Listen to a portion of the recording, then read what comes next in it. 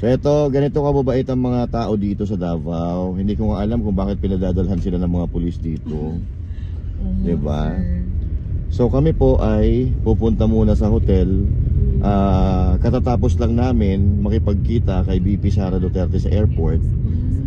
And then ito, na timing na yung in-interview ni Coach Oli na Grab driver, yun na nakuha namin ngayon. So now, yan, pauwi kami ngayon at may kukunin lang. Then babalik uli kami dyan sa KOJC compound para magbantay. At ate, may tanong ako sa iyo. Yes po, sir.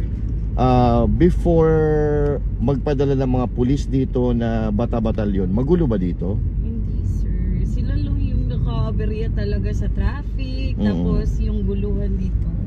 Wala na lang ako masasabi bakit magulo. Ginulo yung Davao. Ginulo. Yes po.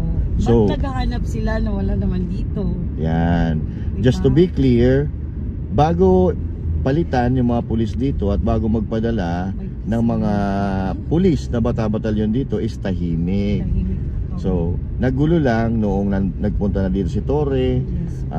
Tapos yung mga bata-batalyon na mag-aaresto daw. First time nangyari dito sa Davao. That's first time. So, you're born and raised from Davao? Province po. Wow. But belong in Davao region. Davao region. Yes. So, still Davaoeña. Yes po, still Davao. Diba? Yan ang mga tignan mo. Ang sisipag ng mga tao dito, ang babait, ang gagalang. Tapos, dadalhan mo lang dito ng mga animal. Oo, guguluhin lang ng mga animal dito. Nandito sila. Pasensya na. Kasi, actually, yung mga taga... Sana uwian na, magsi-uwian na sana sila. Yun. Actually, hindi lang ikaw, ma'am, ang nagsasabi niyan. Ipay ko yan, sir, na sila lahat ng mga polis uuwi na yun bukas or sa makalawang araw po. Sana. Dahil, tulad na sinasabi ko kanina, hindi po ikaw lang ang nagsasabi na Davaoeña, na ayaw nila sa nangyayaring ganito. Kung hindi nga lang daw labag sa batas na mag-aklas ang mga Davaoeño tapos labanan yung mga pulis, wala namang magagawa yung mga pulis kasi ang dami-daming Davaoeño. Kaya lang syempre, yung Davao is sumusunod sa batas. Mga Davaoeño sumusunod sa batas. At parang I heard that kung ano yung sasabihin ng mga Dutertes, yun ang sinusunod kasi tama naman ang sasabihin nila para sa kaligtasan ng mga tao. Ano? Tama po sila. Sila talaga yung the best and number one po. Alam namin na mabuti at saka may malasakit sa mga tao. Kasi I heard the story of Davao before this is like a war zone. War zone, maraming mga rebelde, maraming mga addict, maraming kung ano-ano mga crimes. But since hinawakan daw ito ng mga Duterte, parang nabasa ko lang to hindi ko alam kasi hindi naman ako taga Davao. Ikaw na lang ang mag-prove. Kasi ang nabasa ko, mula nang hinawakan ng mga Duterte, doon na nag-umpisa na gumanda ang Davao City. Is that true? Yes po, hindi lang Davao City, sir. Pwede bang sabihin ko, Marawi din. Siya din yung wala nang ibang presidenteng gumawa noon, kundi si former President Duterte lang po. Yung sa Marawi Siege? Yes, sir. Wala na talaga, tahimik na doon. Tahimik na hanggang ngayon? Sobra talagang tahimik. In my history, my first, and my 31st po existing dito sa sa world is si President Duterte lang talaga yung pinaka number one and the best president. Yes po. Naging president ng Philippines. Yes po. Siya talaga, hindi talaga namin malilimutan yung magandang aral na nangyari sa amin dito at sa buong Pilipinas po. Okay. So can you cite an example kung bakit naging para sa iyo naging number one president si PRRD? Yes. So just one example kung bakit. For example po is ngayon, nandito ako ngayon. Yes po. Bilang isang babae, di ba? Kung magpunta ako sa ibang lugar dito sa Pilipinas is yung may crime na mangyayari. So dito po sa Davao talaga, peace and security. sir. Peace Yes, and yes. security. Yes, sir. Kasi kung ikaw, kung dito sa Davao magulo, maraming crime, hindi ka magdadrive ng gabi. Hindi. Madaling araw. Hindi po. Hindi ko Okay. talaga yan gagawin, sir, kasi may pamilya din ako. Yun. So that's one of the example and thank you for citing that, ma'am. But anyway, Yes, eto, taga Davao na mismo ang nagsasabi kung ano talaga ang nagawa ng mga Duterte dito. At actually hindi naman dito sa Davao kasi nung naging presidente si Pangulong Duterte, nabawasan yung mga drug addicts, Yes po, sir. nabawasan yung mga corrupt, yung mga oligarko na naghahari-harian natakot sa kanya. So ibig sabihin, nagkaroon ng kakampi yung mga ordinaryong Pilipino sa katauhan ni Pangulong Duterte. Kasi si Pangulong Duterte, alam naman natin na ayaw niya na may naaapi na mga ordinaryong tama Pilipino. yan. Kasi yung mga ordinaryong Pilipino, yan ang bumoboto sa mga politiko eh. Yes po. Yung mga mayayaman, hindi naman bumoboto yan eh. Hindi.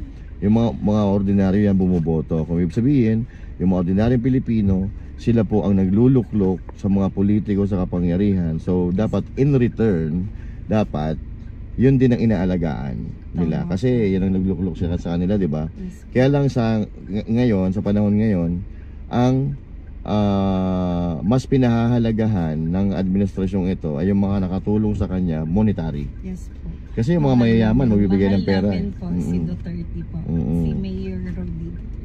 Mayor, President po.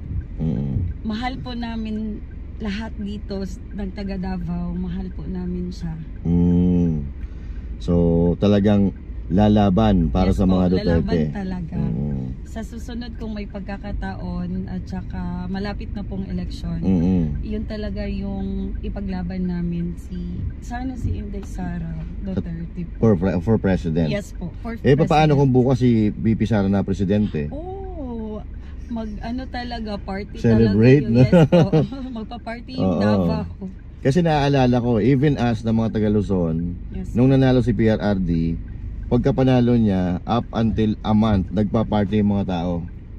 Nagpa-party-party. Nung nanalo si Pangulong Duterte, mula noong araw na nanalo siya, hanggang isang buwan, nagpa-party yung mga Yes tao po. dahil natuwa. Sobra talaga natuwa na merong presidenting ganyan. Mabait. Nasa kanya na lahat. And hindi tayo binigo, hindi tayo Hindi. binigo ni PRRD kasi talagang nagtrabaho sila at magagaling yung mga kinuha niyang mga cabinet members. Po. Mga matatalino Mga talaga. matatalino. Ngayon, sa tingin niyo ma'am, anong nangyayari sa Pilipinas? Hindi ko na alam kung saan ba at saka anong nangyari sa Pilipinas. Parang walang nangyari.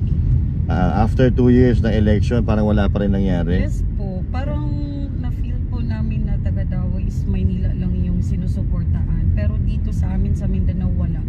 Kahit nung kasagsagan ng bagyo po dito sa amin, sir. Pahirapan yung tulong. Even yung excuse me. That's okay. Even po yung presensya ni BBM, wala talaga, sir. Pahirapan. After the calamity, doon na si Amy nagpunta dito, parang pakitang tao. Sorry. Okay, it's okay, that's okay. Nagpakitang tao sila, na ganun, concerned daw sila, pero tapos na yung nangyari. Tapos na, wala na, Yes, kumbaga, wala na. wala na magagawa, nangyari na ang lahat. Yes po. So tama pala yung sinasabi ni Leni Robredo na hindi maaasahan si Marcos sa oras ng kagipitan. Opo. Hindi mo makikita sa oras ng mga kalamidad. Meron namang bagyo doon sa Maynila, but hindi nila doon pinafocus yung kailangan nila ng mga polis doon, Yes. na mga, diba? Sa mga rescue operation. Dapat doon i-focus, hindi dito sa Davao. Nagagawa sila ng kalukuhan na wala namang ebidensya. Diba? Nandito kasi po yung pera sa Davao. Yes po. Oo, Mas kasi talaga, ma-feel ko dito talaga mayaman yung mga tao sa hindi. Davao. Tsaka aside from that, binayaran daw sila ng Amerikano yung kalahati ng bayad para makuha si Pastor Apollo Kibuloy. Ibinigay na daw sa kanila. Yun ang sabi sa balita, ha? Yun ang sabi sa balita. And Walang katuturan. And after daw niyan, pagka nahuli si Pastor Apollo Kibuloy, isusunod na daw si PRRD. Hindi yan mangyari. Yun. Hindi Oo. namin hayaan na masaktan po. O Yan. kahit sino sa Duterte po, ipaglaban po namin. So ibig sabihin, talagang love na love ng mga Dabaweños Yes ang mga po. Duterte. Yung pagpanalo ni BBM, gusto namin si Inday Sara yung manalo. Yes, kasi pero ngayon nagsisihan lahat ng mga bumoto kay BBM na ba't siya yung binoto nila. yes.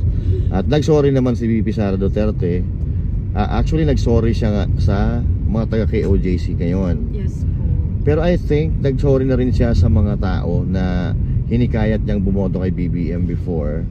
Nagsorry na siya. So ibig sabihin, nagkamali siya. Yan ay pagtanggap ng pagkakamali na napakagandang ugali bilang ng isang tao.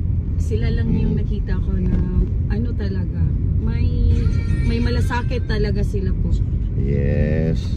Sobra talaga yung mahal namin yung lahat ng mga Duterte dito sa Davao. Kasi mababait sila, no? Yes po. Mababait, madaling lapitan. Kung pupunta ka dito, sir, pag ma-hospital ka, libre lang po talaga. Libre lahat pag hospital ka? Grabe yes naman. Yes po, marami kasing government na pupuntahan mo na maraming tulong talaga yung dito. Malasakit Center ata ang sinasabi. May iba pa yun. Hindi lang din yan po, iba din. Lahat talaga kung kayo dito, 0-0 talaga yung balance ng hospitalization. Ay grabe, ang ganda naman yan. Mas na-feel namin na nung si former Digong po yung naglingkod dito po. Wala talaga kaming kahirap-hirap.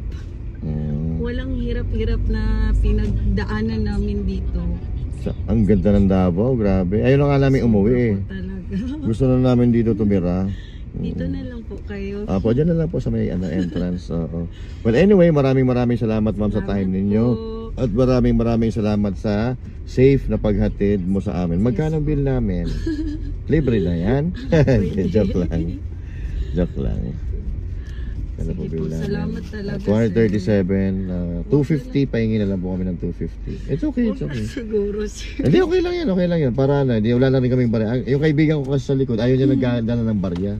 Pag nagsukli. Sa kanya kasi yung pera 500. So 50, kaya 250 na lang.